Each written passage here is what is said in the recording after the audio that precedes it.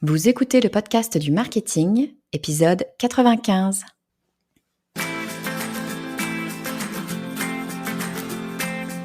Bonjour et bienvenue.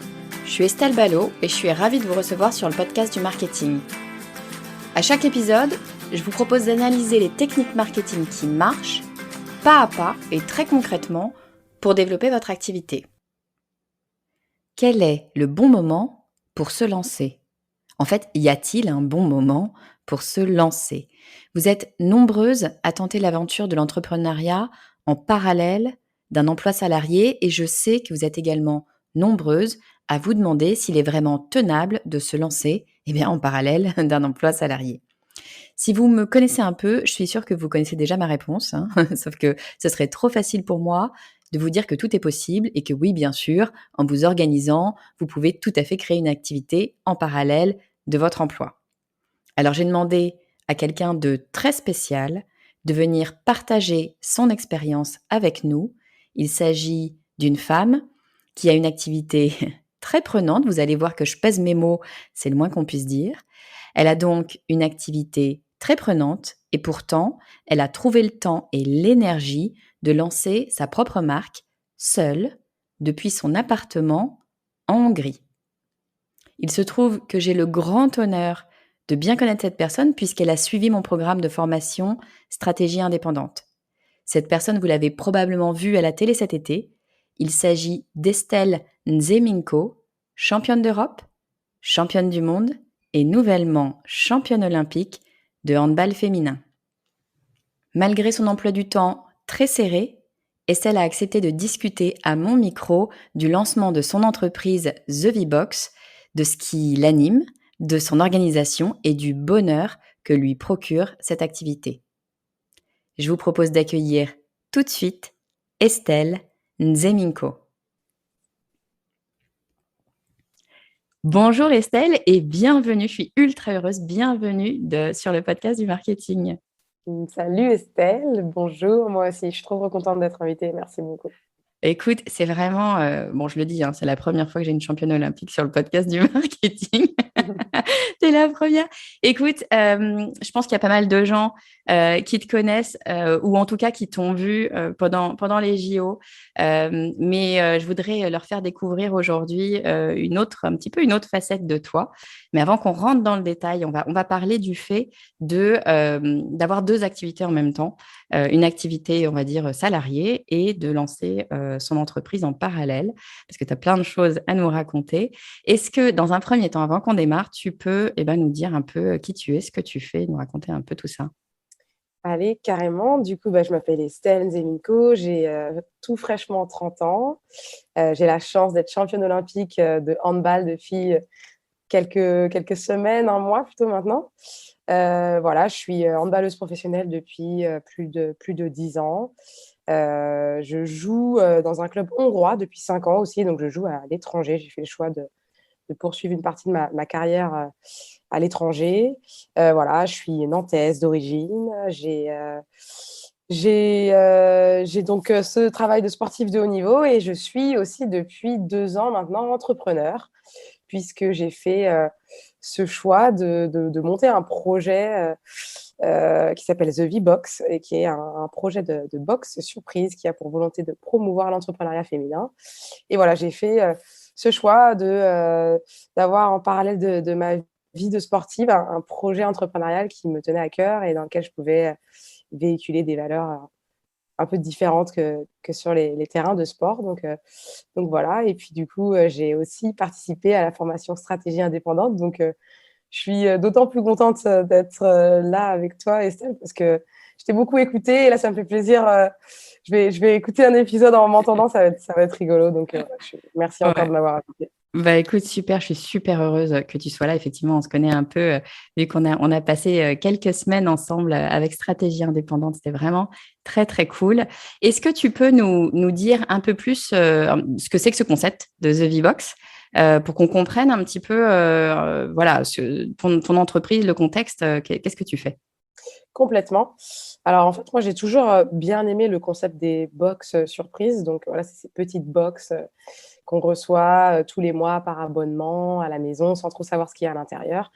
j'ai été abonnée quand j'étais beaucoup plus jeune à une box qui s'appelle My Little Box, donc plutôt make-up beauté. Et en fait, j'ai toujours adoré le concept de découvrir des nouvelles marques, des produits comme ça. Et par contre, à un moment donné, je me suis plus trop retrouvée en fait dans les produits. C'est vrai que j'accumulais des petits échantillons, de petits trucs qui me servaient pas forcément. Mais par contre, j'adorais toujours voilà l'idée de recevoir une surprise à la maison. Je trouve ça hyper cool. Et j'ai vu en fait vraiment beaucoup de potentiel dans ce concept-là. Et j'ai eu envie de le décliner d'une manière un peu différente du concept un peu de consommation produit à un engagement un peu plus social.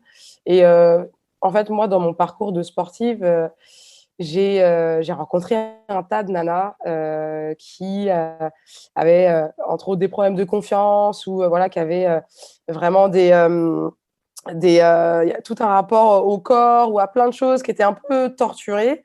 Et c'est vrai que je me suis dit, mais puisque les box intéressent autant les nanas, pourquoi pas en fait proposer une box un peu différente avec des produits un peu plus modernes, des produits un peu plus éducatifs, des trucs un peu plus cool et qui représentent un peu plus les femmes de notre génération, tout simplement.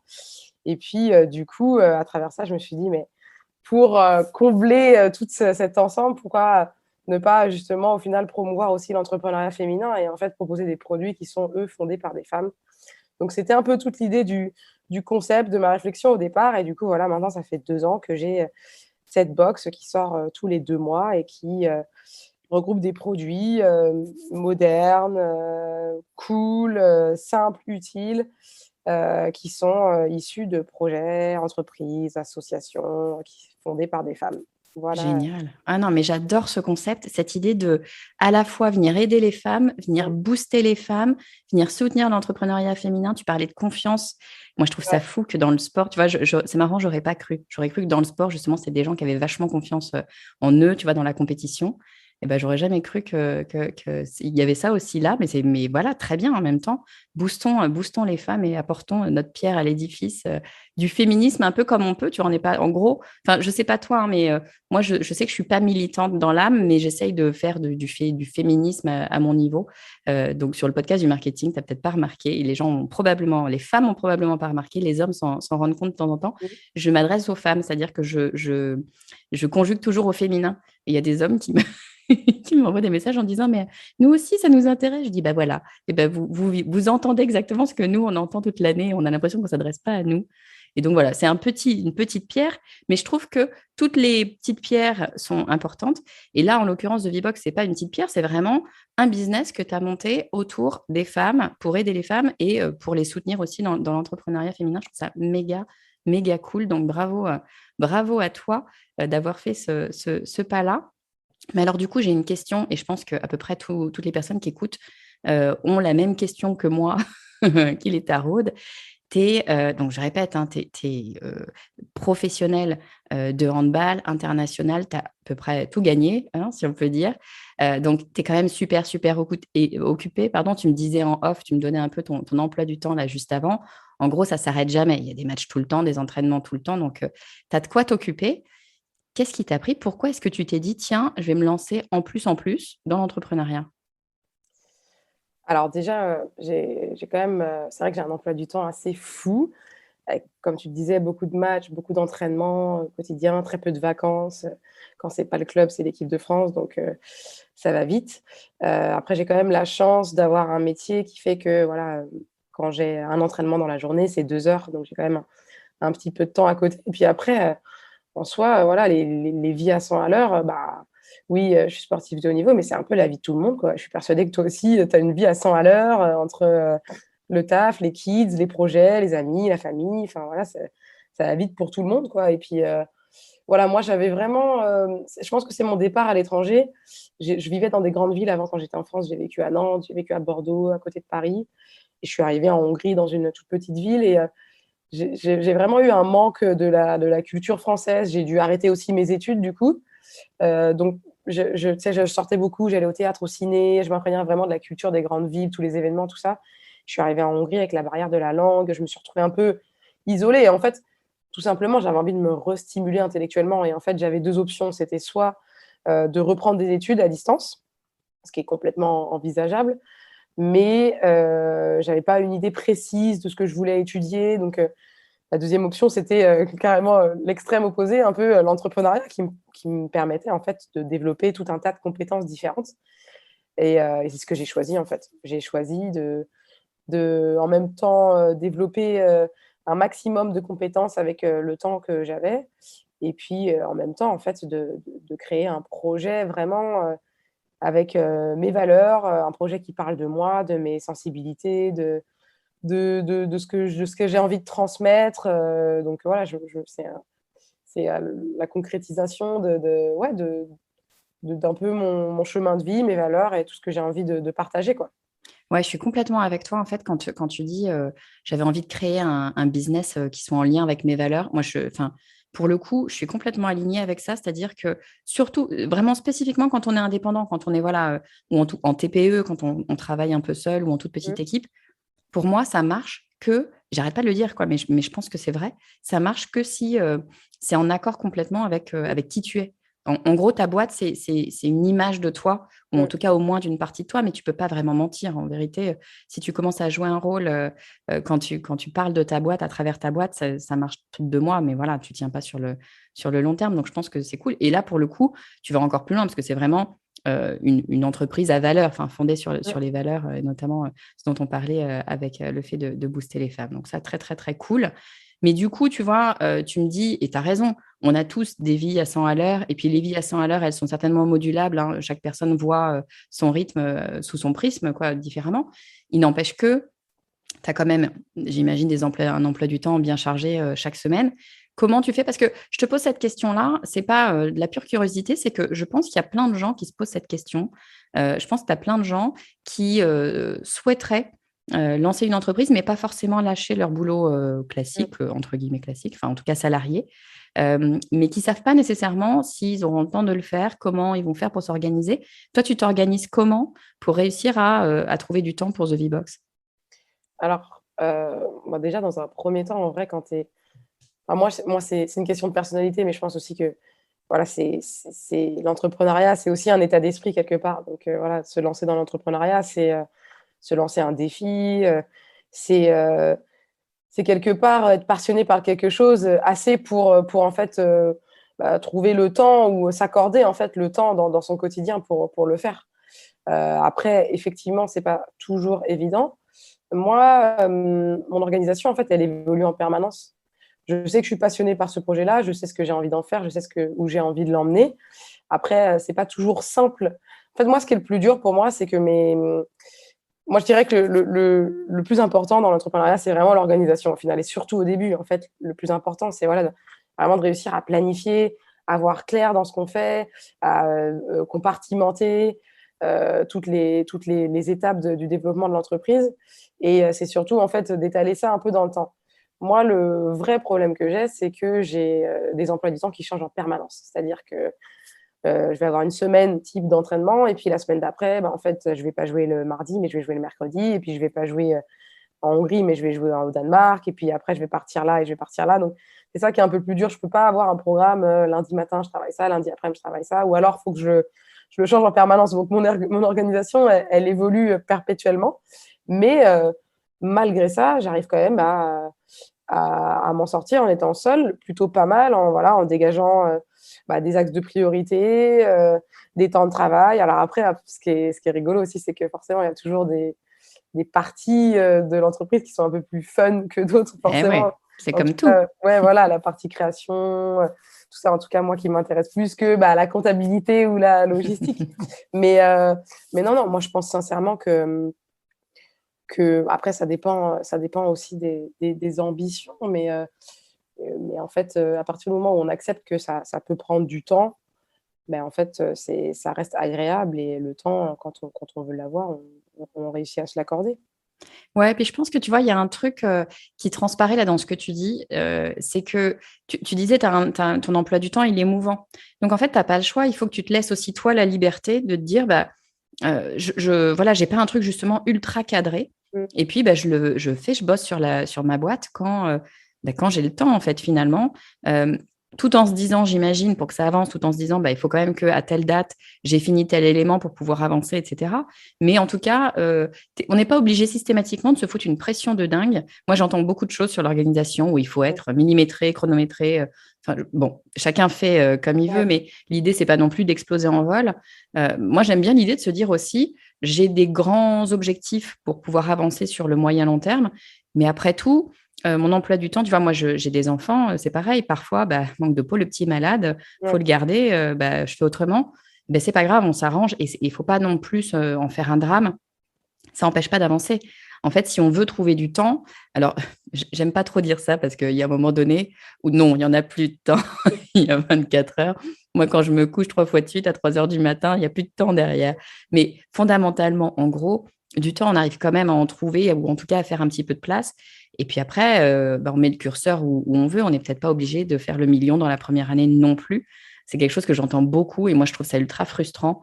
Tu vois, dans le milieu de l'entrepreneuriat, parce que tu as plein de petits jeunes qui disent, mon objectif, c'est de faire 1 million de chiffre d'affaires dans l'année. Oui, pourquoi pas, très bien, sauf que c'est ultra frustrant pour plein de gens et la très, très, très, très grande majorité des indépendants ne font pas ce type de chiffre. Ça ne veut pas dire qu'on ne réussit pas. La réussite, on la place où on veut la placer finalement et fondamentalement, ce n'est pas forcément d'ailleurs du chiffre d'affaires ou un temps ou quoi que ce soit. Je pense que le fait de se laisser cette liberté-là, c'est assez intéressant. Est-ce que c'est un truc que tu fais toi consciemment ou c'est un truc voilà, qui est venu comme ça tout seul et puis le fait de se laisser de la liberté? Bah, en fait, pour être très honnête, j'ai pas toujours été comme ça. C'est vrai que c'est trop intéressant ce que tu dis parce qu'au début, moi aussi, je suis tombée très vite dans, l'image de, l'entrepreneur à succès, quoi. Mais parce que c'est en fait celle qu'on véhicule le plus souvent. Ouais. On parle beaucoup de ces entrepreneurs-là et c'est rigolo parce qu'à chaque fois, je trouve des liens, mais c'est pour ça aussi que j'ai envie de vraiment promouvoir l'entrepreneuriat féminin parce que dans mes box, en fait, les entrepreneurs que je mets en avant, c'est pas, que des nanas qui, en 6 mois, ont fait une campagne de financement participatif qui a cartonné et qui ont eu des financements incroyables et non, c'est aussi, celles qui, travaillent chez elles, seules, qui ont un projet entrepreneurial depuis quelques années et puis qui ont des belles valeurs et qui font des projets super, mais bon, qui ont pas forcément fait, 5 ans d'école de commerce et qui prennent le temps qu'il leur faut, en fait, pour arriver à leur fin, mais qui sont heureuses, qui ont un projet hyper bienveillant, qui marchent à la hauteur de leurs ambitions du moment et c'est génial, quoi. Enfin, c'est vrai qu'au début, moi, j'avais beaucoup de pression de dire, voilà, je lance mon entreprise, donc ça veut dire qu'il faut que ça marche, il faut que ça machin, il faut que ça truc, faut que je travaille en permanence, il faut qu'on en parle, faut que...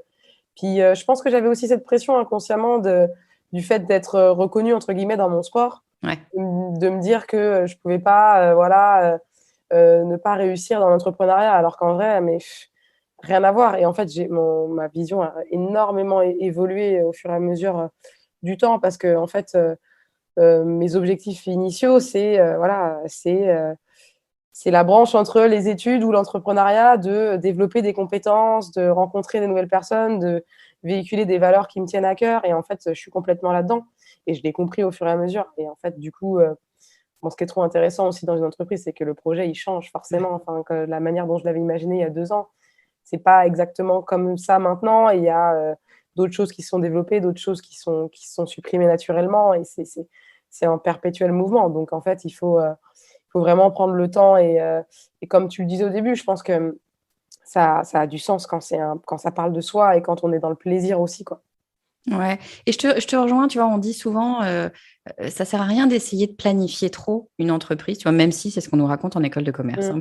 Pour avoir fait une école de commerce, on te dit, tu vas faire un business plan à 3 ans, ma belle, et Ouais. puis tu vas t'y tenir. Bon, c'est bien de faire l'exercice si on a envie de faire l'exercice, mais la réalité, c'est que ton entreprise, et quelle que soit l'entreprise, tu sais pas ce qu'elle sera dans 3 ans, et ce qui est sûr, c'est qu'elle ressemblera pas à ce qu'elle est là actuellement. Et encore plus quand tu es indépendant, parce que comme tu disais, ça te ressemble. Et probablement que tu n'es pas exactement la même personne que tu seras dans 3 ans non plus. Donc, les choses évoluent en permanence. Donc, à un moment donné, je pense que on a, je ne sais pas d'où ça vient d'ailleurs, hein, mais en tout cas, peut-être la société, j'en sais rien, les médias, peu importe. On a une image un peu de ce que c'est que l'entrepreneuriat. Et comme tu disais, on a l'impression qu'il faut tout de suite réussir, qu'il faut que c'est attaché à nous, que si on se plante, tout le monde va le voir et va le savoir, alors que, bon, en vrai, les gens, ils ont autre chose à faire. Donc, C'est clair. c'est pas non plus un drame. On a le droit de se planter, on a le droit de pas avoir des succès de fou. On a le droit d'avoir des super succès aussi, d'ailleurs. Mais voilà, c'est finalement, on peut le faire de façon beaucoup plus détendue et pas se dire non, c'est impossible, il faut absolument pas que je fasse deux choses en même temps parce que ça va se catapulter. Et qu'on peut trouver du temps, même quand on a un emploi du temps bien, bien, bien chargé, pour faire un truc qu'on aime et qui nous ressemble, finalement, on arrive à s'organiser. Du coup, moi, j'ai peut-être une dernière question pour toi. Alors, c'est un peu la question piège, mais bon, tu vas me dire ce que tu en penses. Pour toi, est-ce qu'il y a un bon moment pour se lancer? C'est quoi le bon moment pour créer une entreprise? Alors, tu vois, c'est vraiment parce que si je raconte toujours ça, mais quand j'ai lancé l'entreprise il y a 2 ans, je pensais que j'étais prête à me lancer dans l'entrepreneuriat. Et en fait, je me suis vite rendu compte, mais très très vite, hein, au bout de 2, 3 mois, en fait, une fois que j'étais dans vraiment l'opérationnel et le concret et que je devais, tu vois, sortir ma première box et voilà, gérer tout ce qui est autour, qu'en fait, j'étais pas prête du tout. J'étais pas prête du tout. Et je m'amuse souvent à dire que si j'avais su, peut-être que je me serais pas lancée, mais c'est pas réel. Bien sûr que je me serais lancée quand même parce que c'est comme tout au final. Ça me fait penser un peu au stage quand t'es étudiant. Moi, j'ai fait une école, j'étais jusqu'en bachelor, j'étais dans une école de communication et médias et voilà, j'avais l'impression que j'étais pas trop mauvaise, quoi. Mais j'ai fait des stages en entreprise, tout ça, mais vraiment là, en 2 ans d'entrepreneuriat, mais j'ai appris 5 fois plus que mes 3 ans en école de communication et médias. Enfin, ça n'a rien à voir, quoi. Enfin, c'est un monde complètement différent. Alors après, j'ai peut-être pas fait les meilleurs stages, peu importe. Mais, mais non, tout ça pour dire que je suis pas sûre qu'il y a un bon moment. Je suis pas sûre qu'il y a un bon moment pour se lancer. Je pense que chacun le sent un peu individuellement. Voilà, il faut c'est le moment quand c'est le moment pour soi. Faut pas trop écouter non plus autour de soi, comme enfin, c'est ce que tu disais un petit peu, hein. En fait, il y a tellement d'infos, sur, quand est-ce qu'il faut faire les choses et comment il faut les faire et maintenant tout est écrit un peu alors qu'en réalité, je pense qu'on est quand même assez grand pour sentir un peu, quand est-ce que c'est le moment, quand est-ce qu'on en a envie, quand est-ce qu'on est prêt, à faire plein de choses. Je disais tout à l'heure, c'est un peu le parallèle avec, être, c'est quand le bon moment pour être maman? Est-ce qu'il faut avoir 5 000 € de côté plus, une petite maison et un petit bout de jardin et 2, 3 boîtes de conserve? Je dis n'importe quoi. Mais Mais non, non, mais c'est enfin vrai. voilà, c'est pas aussi simple et c'est pas aussi compliqué que ça au final. Voilà, Ouais. c'est quelque chose qu'on sent, qui arrive et en fait, c'est toujours de l'adaptation. Ouais, on le Ça, fait. Et puis, une voilà, fois que tu es dedans, tu trouves des solutions. C'est c'est la ça, vie, en fait. C'est, exactement. c'est juste ça, c'est que tu trouves les solutions au fur et à mesure. Et puis voilà. Puis, tu sais, moi, enfin, je suis complètement d'accord avec ça. Et il y a un truc, en tout cas, une idée, moi, que je me répète quand je suis bloquée dans quelque chose. Je me dis, mais à un moment donné, la solution, elle est dans l'action. C'est-à-dire Mmh, que réfléchir, c'est bien de réfléchir, hein. Je suis pas en train de dire qu'il faut faire n'importe quoi, n'importe comment, mais mmh, à un moment donné, quand tu réfléchis depuis un moment et que ça bouge pas, il mmh. n'y a pas de raison que ça bouge enfin, il y a pas de raison que ça bouge si tu changes pas les choses. Et le meilleur moyen, c'est de faire une action quelle qu'elle soit finalement. Et une action, ça va t'emmener à soit trouver des solutions, soit te confronter à des problèmes, mais de toute façon, ça va te faire bouger et ça va changer un peu le système. Et en France, en plus, je trouve qu'on a une chance qu'on n'a pas forcément dans d'autres pays, qui est que c'est ultra facile de monter une boîte sans prendre de risques, même de Mmh. risques financiers. Tu vas à 3 clics sur Internet, tu crées une auto-entreprise et bim, tu peux commercialiser ce que tu veux. Enfin, à peu près ce que tu veux. Mmh. Donc, c'est ultra simple. Finalement, c'est plus dans la tête qu'il y a des contraintes qu'autre chose. Mais après, bah, lance-toi et puis ça marche, ça marche. Ça marche pas, bah, c'est pas très grave, quoi. Tu feras autre chose. Et puis, encore une fois, les gens vont pas te montrer du doigt dans la rue parce que tu Ouais, as loupé ta boîte, quoi. C'est pas très complètement grave. et puis, en plus de ça, enfin, je veux dire, il y a plein de belles histoires aussi de personnes qui racontent qu'ils ont dû monter, 6 boîtes avant de trouver la Mais oui. bonne, tout ça et c'est des beaux parcours mais en fait, je pense que on parle souvent, peut-être plus, de la difficulté d'entreprendre que, du bonheur que ça peut apporter. Enfin, moi, concrètement, voilà, tu vois, dans le sport, quand je dis à mes collègues, mes coéquipières ou voilà, les staffs, les entraîneurs, tout ça, que j'ai une entreprise à côté, ils hallucinent, quoi. Ils me disent: «Mais comment tu fais? Comment c'est possible? Enfin, comment tu peux avoir ce temps-là? Enfin, comment tu fais pour faire tout ça?» tu vois? Et en fait, je leur explique souvent qu'en fait, mais moi, ça me fait du bien. Ça me rend heureuse de me sentir, utile dans autre chose, de voir que je développe des connaissances, d'être en contact avec d'autres gens, un autre milieu. Ça me fait du bien quand je réussis dans autre chose que dans le sport. ça m'apporte, en fait, c'est complémentaire. Ça me fait du bien de me challenger, d'arriver à l'entraînement et de me dire: «Ah, je suis trop contente, j'ai trouvé un super partenariat, je vais mettre en avant cette nana-là ou celle-là». Enfin, et puis voilà, je fais des transferts, en fait, entre les 2 activités qui sont super intéressants. Donc non, non, je pense il faut aussi, penser à tout ce que ça peut nous apporter, en fait, en développement personnel, que de voir naître quelque chose qu'on a créé de nos mains, quoi. J'adore cette idée. Tu sais quoi, Estelle? On va finir là-dessus. J'adore cette idée de se dire, faut arrêter de regarder l'entrepreneuriat comme un truc flippant où, mon Dieu, je vais me louper, voilà, et de se dire, mais qu'est-ce que ça peut m'apporter? Non, mais je suis tellement d'accord avec toi. Moi, tu vois, j'ai commencé l'entrepreneuriat pour me former sur des éléments que je connaissais pas, que je voyais pas dans mon travail au quotidien. Et c'est totalement vrai. L'entrepreneuriat, ça t'apporte plein de trucs. Mmh. Ça t'apporte plein de bonheur quand tu arrives à faire ce que tu veux faire. Et faire, c'est pas que du chiffre d'affaires, c'est du chiffre d'affaires, mais pas que. C'est les partenariats, comme tu disais, les rencontres que tu fais. Ce que tu apprends plein de trucs. Quand tu me dis en 2 ans, j'ai appris plus que pendant Mmh. mes études, j'en doute pas, mais alors pas une seconde, tellement, voilà, tu es obligé d'être un couteau suisse quand tu es entrepreneur. Et effectivement, être entrepreneur, c'est aussi plein de sources d'être super heureux et heureuse dans ce qu'on fait au quotidien parce que, en plus, il se trouve que c'est quelque chose qu'on a choisi, donc a priori, quelque chose qui est plutôt sympa pour nous. Écoute, merci, mais infiniment, Estelle, d'avoir pris ce temps pour nous parler de tout ça. C'est vraiment absolument génial. Si on veut te suivre, où est-ce qu'on peut te suivre? Tu as, je sais pas, des réseaux sociaux, un site, le site du The V-Box. Je mettrai tout, hein. Je Ouais. mettrai bien sûr, si vous voulez aller voir The V-Box, je vous invite à le faire. Je mettrai le lien dans les notes de l'épisode. Vous allez retrouver tout ça. Mais où est-ce qu'on peut te suivre, dis-moi? Alors, comme tu disais, thevbox.fr et sur les réseaux sociaux, essentiellement sur Instagram, ça s'appelle my.vbox, donc my.vbox. Voilà. Génial. Écoute, je mets tout ça dans les liens de l'épisode. Allez voir ce qu'Estelle fait. Allez suivre Estelle si vous ne le faites pas déjà sur les compétitions. Allez l'encourager. Je trouve que c'est absolument génial. Moi, je te l'ai dit, Estelle, je retiens enfin, je ressors une fierté absolument pas méritée du fait d'avoir une championne olympique dans ma formation. Donc voilà, je le prends pour moi. Tu as bien raison. Je suis Tu as bien raison. super heureuse de t'avoir eu sur Stratégie Indépendante, Merci super beaucoup. heureuse de t'avoir eu sur le podcast. Je te souhaite plein de succès et puis je te dis à très vite. Merci beaucoup, Estelle. À bientôt, c'était chouette. Merci. Estelle, je te l'ai dit en off, c'est un immense honneur pour moi, vraiment, de t'avoir sur le podcast du marketing. Je suis pas sûre que tu saches à quel point tu es une femme inspirante. Je suis sûre en revanche que vous allez être nombreux et nombreuses à lui faire savoir suite à cet épisode. N'hésitez pas à lui envoyer un message, ça booste toujours, même une championne olympique.